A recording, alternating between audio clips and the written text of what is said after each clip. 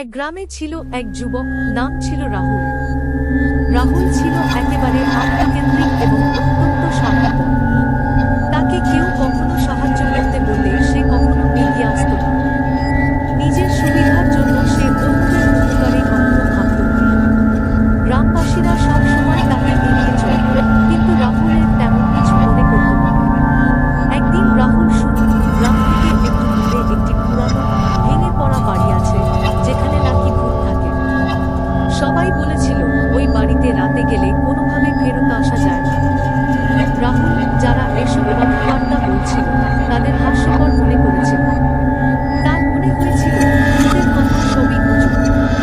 সে ঠিক করল রাতে সেই বাড়ি গিয়ে ভূত দেখবে।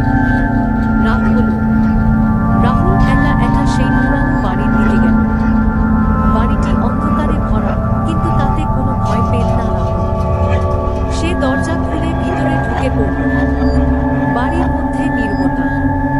সে আরো গভীরে চলে গেল। হঠাৎ সে শুনতে পেল কোনো এক অশরীরী কণ্ঠের শব্দ, কি চাও তুমি? রাহুল অবাক হয়ে বলল, তুমি কে? আমি ভয় পাই না, আমি শুধু দেখেছি। শব্দ আবার এল, আমি সেই আত্মা যাকে তুমি জানলে না। তুমি কি কখনো কাউকে সাহায্য করেছ? তুমি কি কখনো কাউকে ভালোবাসবে? রাহুল তখন বলল, এসব আমি জানি না। আমি নিজের জন্য বাঁচি। ভূতটি বলল, তুমি নিজেকে শেষ পর্যন্ত একা পাবে, যদি তুমি অন্যদের সঙ্গে ভালো না থাকতে শেখো। রাহুল কিছুটা বিচলিত হয়ে পড়ল। তাকে কিছু বুঝতে না পারলেও মনে হচ্ছিল কিছু একটা ঠিক নয়। সে তাড়াতাড়ি বাড়ি ছাড়ল। তবে সেদিনের পর থেকে তার জীবন বদলে গেল।